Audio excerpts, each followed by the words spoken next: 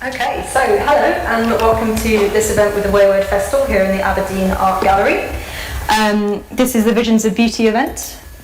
We have Ulianka over here, who is an Aberdeen-based visual and body artist who will be painting on our lovely model here, Don, and will be talking about her work here specifically in the second half of this event.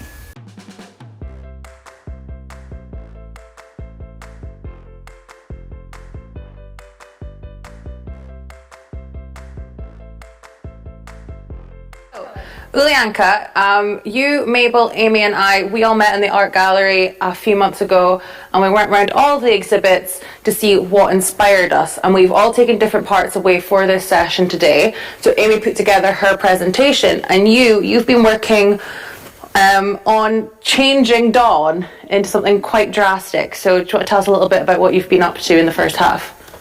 Yes.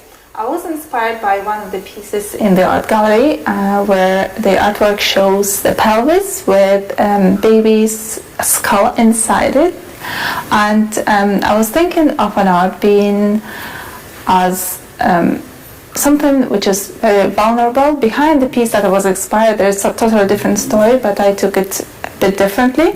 So for me, art is inside and it's very vulnerable. So I took the part of the face and transformed it into the skull, which is actually made of china, which is very fragile. And this was my idea. Mm-hmm. And then, but that's only half of the face. Yes. The other half you've kept as a more contemporary. This is what we see in everyday life, what we see in media, just like a makeup or something that is that we used to see. Mm-hmm. And a modern, glamorous look that Dawn might wear anyway. From her, although these pieces you normally spend hours and hours and hours on, and already in just over an hour you've really transformed Dawn. So I can't wait to see what happens. I take part in international competitions and projects, and I often paint the body, full body. So like for a World Body Painting Festival, you're given 6.5 hours to paint the whole body, front and back. So we have to be fast to be able to show what we think about the theme. So yeah. Well, you've been very speedy today, and I know that Dawn had a bit of a shock when she went to the bathroom in the break. So I don't know how much more dramatic it can get, but we'll check back in with you in about 40 minutes or so. Sure. Amazing. So, like I said at the introduction for the break, we'll come back to Ulianka at the end of the second session and ask us some more questions about the final product and the processes. So, looking at the difference between makeup and art, which will be a really interesting little discussion we can have before we go back to looking at what Ulianka's doing. Because somehow there is an understanding that, for example, Ulianka painting something that isn't human, I guess, onto a human is a piece of art rather than a piece of makeup. And potentially, is there a sort of blurring of this understanding of makeup as art? Is that, I personally don't know really anything about makeup. What do we think of that sort of understanding of seeing makeup as an artistic expression as well as one of beauty? Makeup enhances what you have, be it through eyeshadow, lipstick, contouring, whatever it is you want to do. I think it just enhances your own features, which is what Ulianka's doing, is partly blowing my mind. But it's transforming and it's making a very distinct change to Dawn's face. It's not enhancing, I mean it is, because you look lovely. I wouldn't necessarily go out like that, but it's lovely looking. If it was all over. Oh yeah, she painted my full body a couple of years ago, and I actually walked around town. Nice. In one thing. Good show. Why not? Yeah. But it's transformative rather than enhancing, and I don't mean enhancing, and it's not making anything more beautiful. But it's transforming. Whereas to me, makeup is just working on what you have. So, Ulianka, how are we getting on? I think we're there. We think we're there, right? Dawn, have you got any idea what you look like? I got a brief a brief idea? Let's see how have we changed. I did when I went to the bathroom break. Oh, what? No, that's intense. Like, that's seriously intense. But in a beautiful way. Yeah. I mean, it's seriously intense. And do you want to talk us through the different aspects there, Ulianka, that you've got?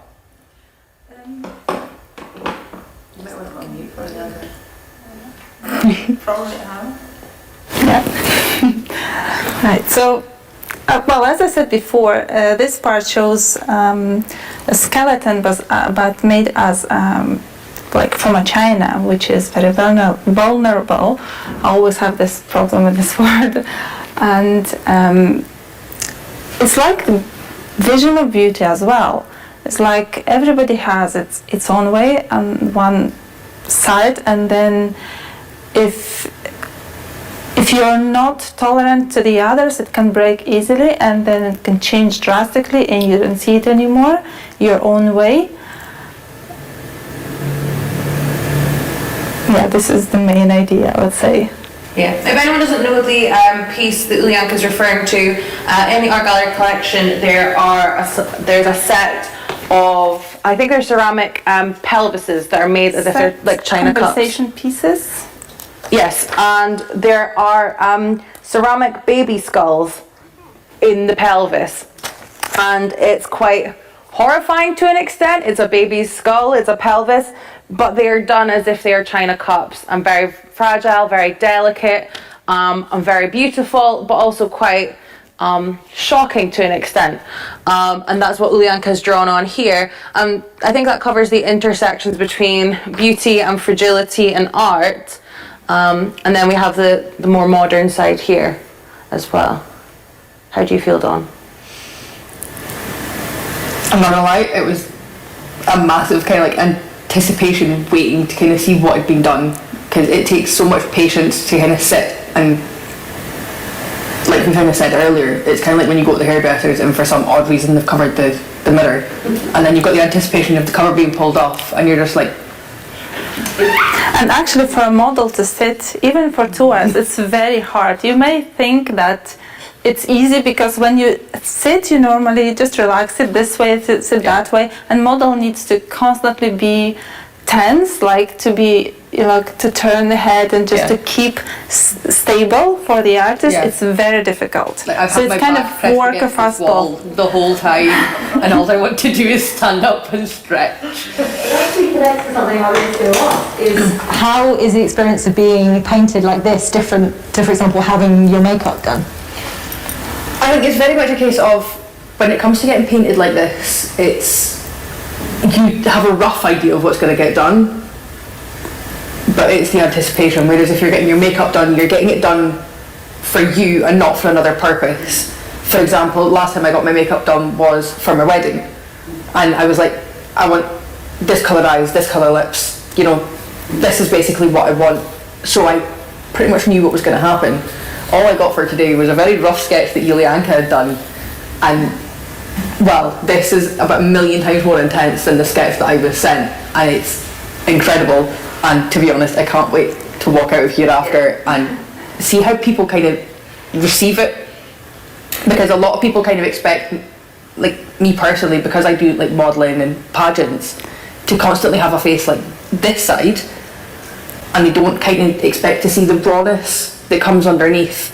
That 9 times out of 10, that's how I spend my life, is hair up in a mum bun, no makeup on, joggy bottoms, running around after 2 kids covered in baby puke. Like, that is pretty much how I spend my life. And I hate the fact that it's kind of perceived that, oh, she's a model, she's a beauty queen, she must wear makeup all of the time.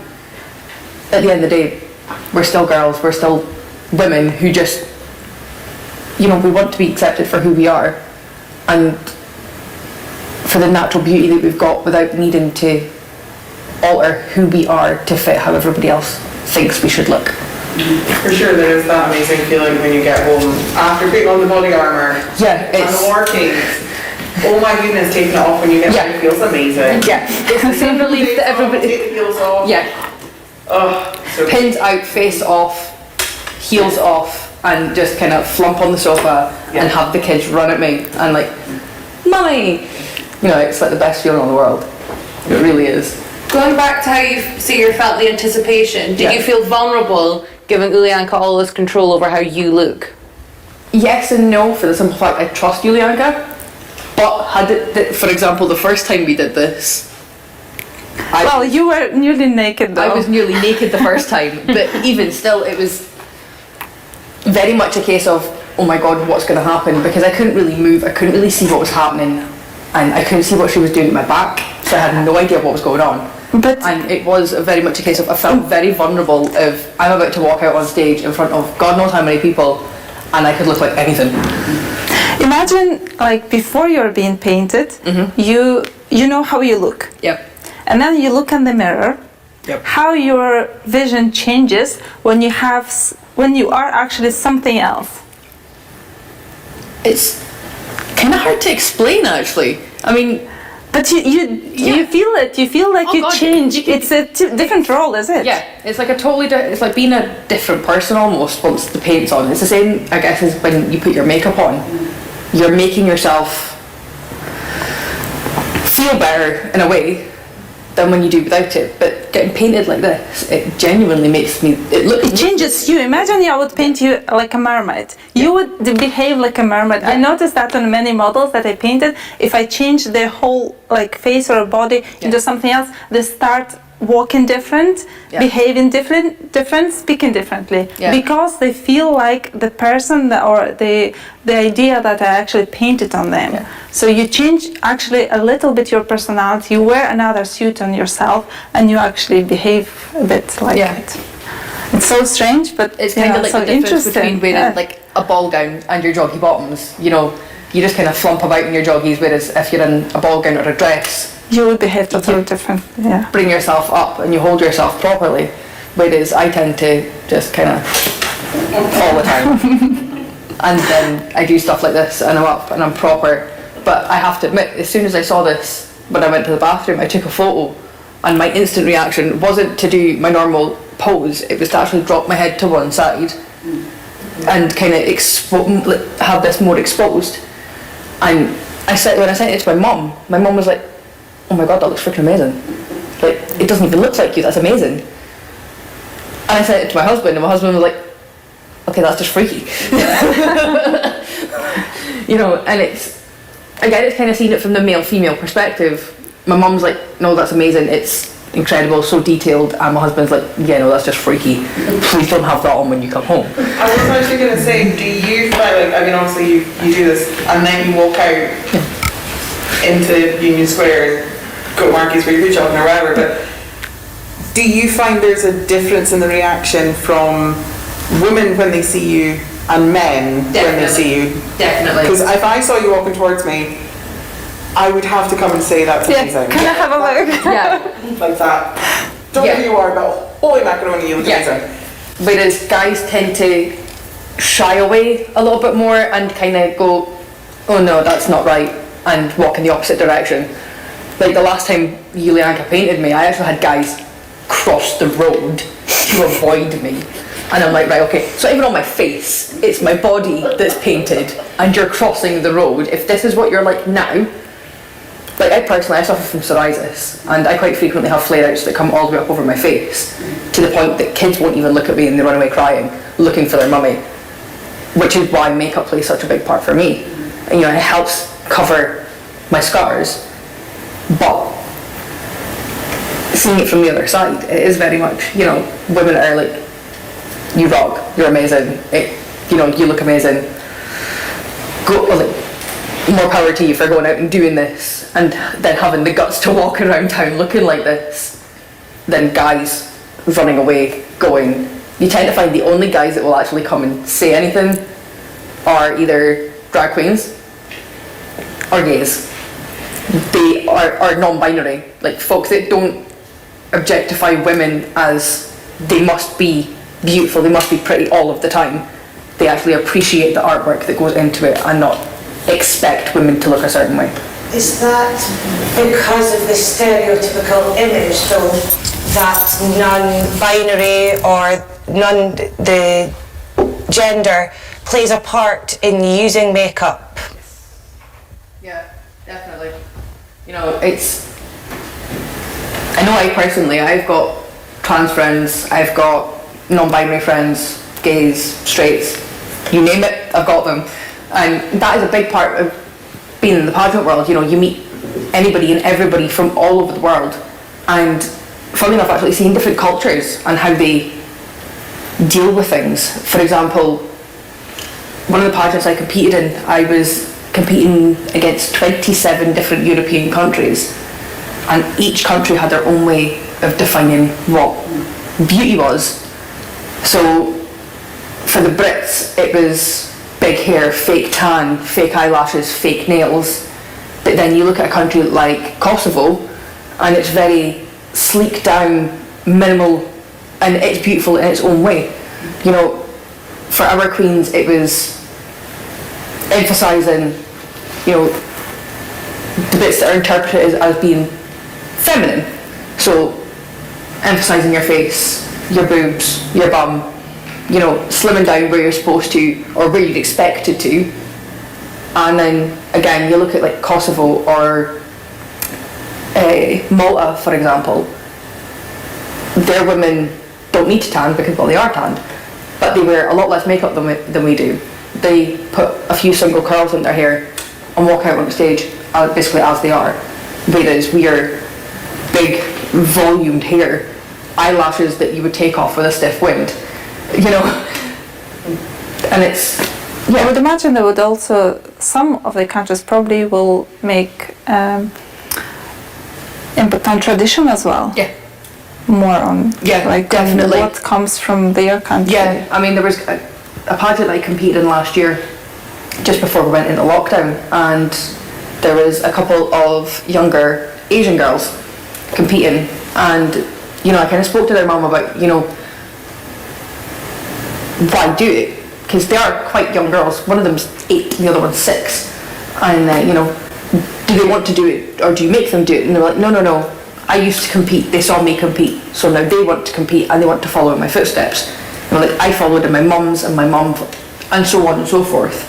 And they do bring like their heritage into the way they dress and the way they do their hair and their makeup. And you tend to find, especially with the Asian girls, that their dresses are a lot bigger, but their makeup's a lot more simple. And I don't, you know, I do tend to find that a lot of the time, especially like Chinese, Japanese, they are very, very minimal with their makeup. Very, very minimal. And if they do go over the top, it's generally big eyes. Big eyes, no lips, and it's just, yeah.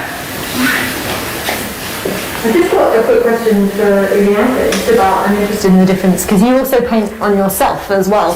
Yes. Some of your incredible artwork that you can see online is on your own self.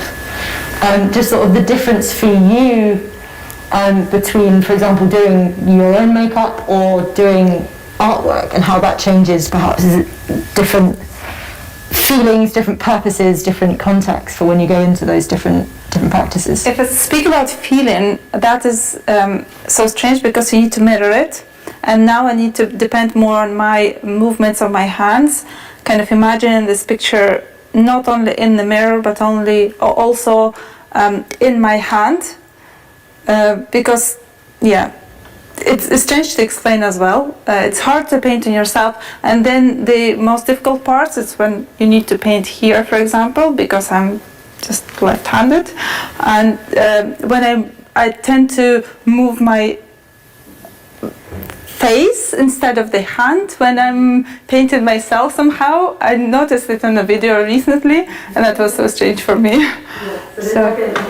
Different physical movement. Yeah, you need to get used to that to be. Yeah. But that's the same with the makeup. When you do the first time makeup, you're quite awkward, and then you're getting used to it, and then you're kind of feeling more confident about this. Yeah. And I'm also interested in sort of why, because you also paint on canvas. You paint, dare I say it, sort of conventionally.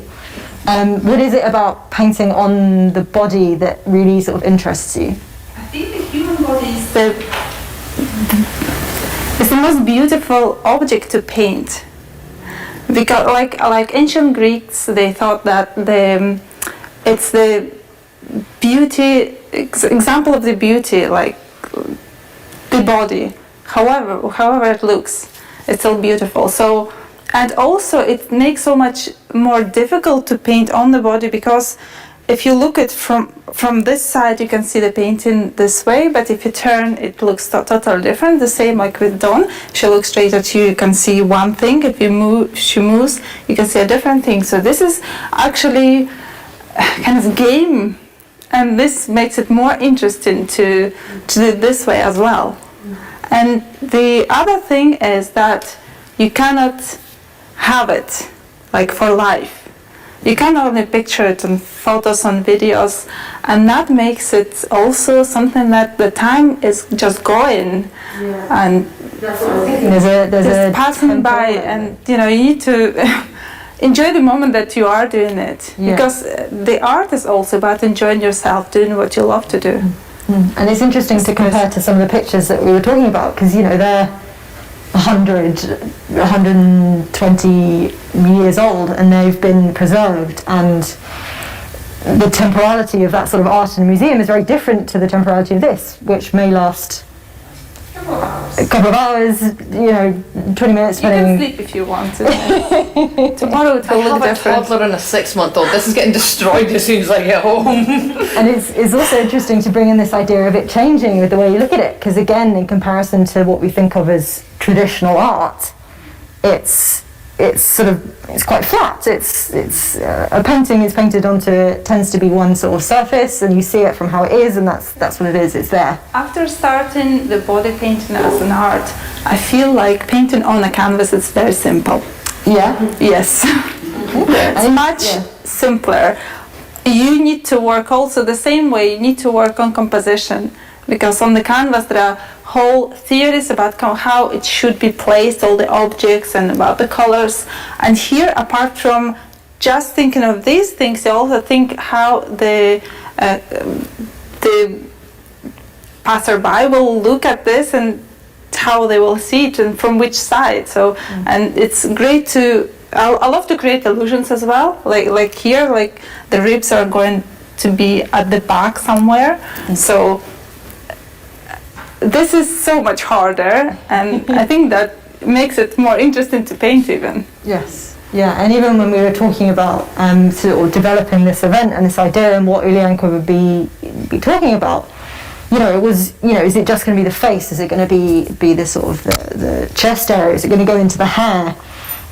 Which is sort of a much more sort of all-encompassing aspect. You can never get over the fact that this is painted on a person who exists in a 3D world. And like I say, with the painting you have a frame and you have a canvas, and that's there are other ways of painting and there are other ways of doing it, but certainly for the things we've been talking about here, it's sort of kind of restricted in a different way.